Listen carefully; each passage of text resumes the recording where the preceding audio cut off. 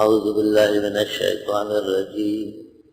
بسم اللہ الرحمن الرحیم تبارک الذی بیدہ الملک وہو علی کل شیء قدیر۔ سورہ ملک مکی ہے اور اس میں 30 آیتیں اور 2 رکوع ہیں۔ ما قبل کی صورت میں تحریمات کا تذکرہ تھا اور ایسے امور اختیار کرنے سے منع فرمایا جن کی وجہ سے حلال کو حرام کہنا پڑے، اور اس سلسلے میں 2 پیغمبر کی بیویوں نے جو محرمات کا ارتکاب کیا تھا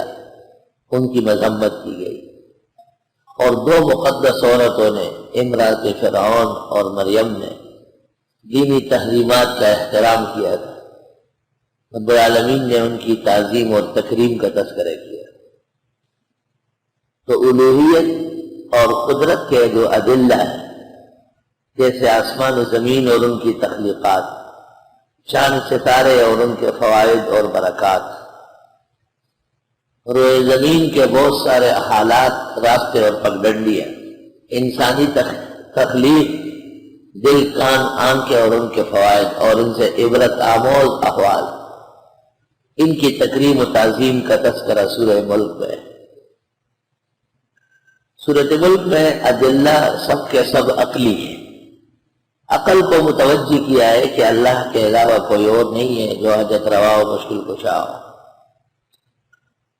حدیث میں ہے کہ صحابہ نے ایک مقام پر خیمے نصب کیے، غلطی سے ایک آدمی کا خیمہ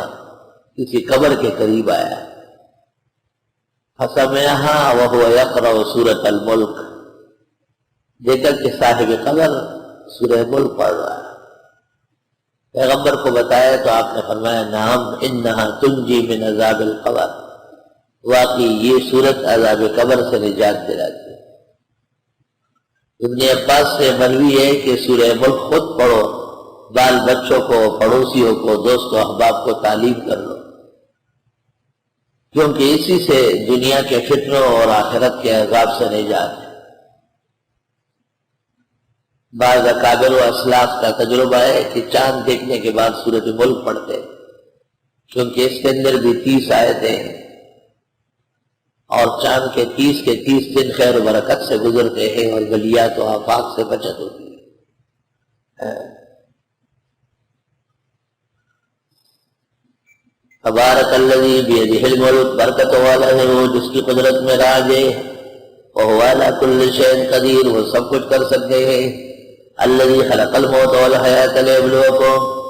وہ جس نے پیدا کی موت اور حیات تاکہ آزمائے تم کو، ایکم احسن عملا، کہ کون اچھا عمل کرے گا، وہو العزیز الغفور، اور وہ غالب اور بخشنے والا ہے۔ نہ موت حقیقی ہے نہ حیات، دونوں عارض پیش آئیں گے، لیکن اصل ہے احسن الاعمال۔ الذی خلق 7 سماوات طباقا، اللہ وہ ہے جس نے پیدا کیے 7 آسمان تہ در تہ، ایک دوسرے کے اندر، طبق در طبق، پڑھ پڑھ۔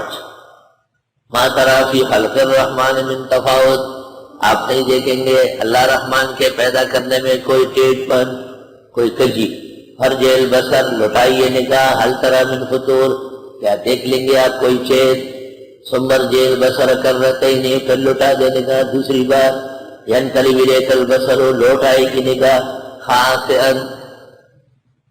نامراد، وہو حسیر، وہ تھکی ہوئی ہوگی، بار بار نظر ڈالے۔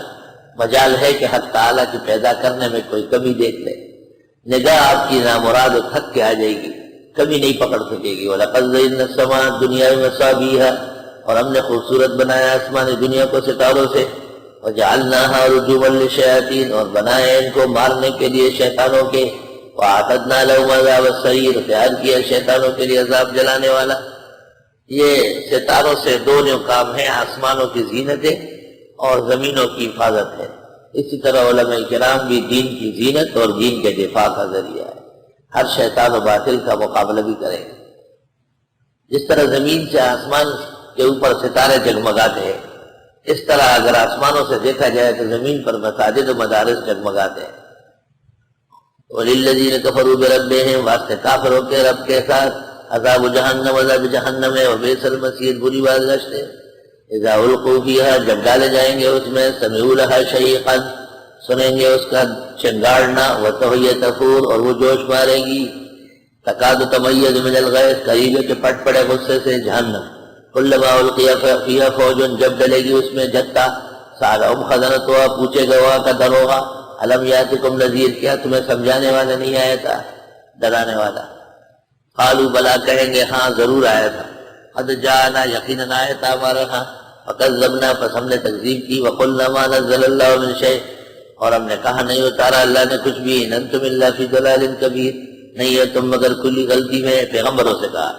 وقالوا اور یہ کہیں گے لو کننا نسمع اگر ہم سن لیتے اور نہ چلو یا خود جان لیتے ما کننا فی اصحاب السعیر نہ ہوئے ہوتے جہنمی جہنمی کہیں گے کاش کہ ہم بڑوں کی سن لیتے یعنی مجتہد کی تقلید کر لیتے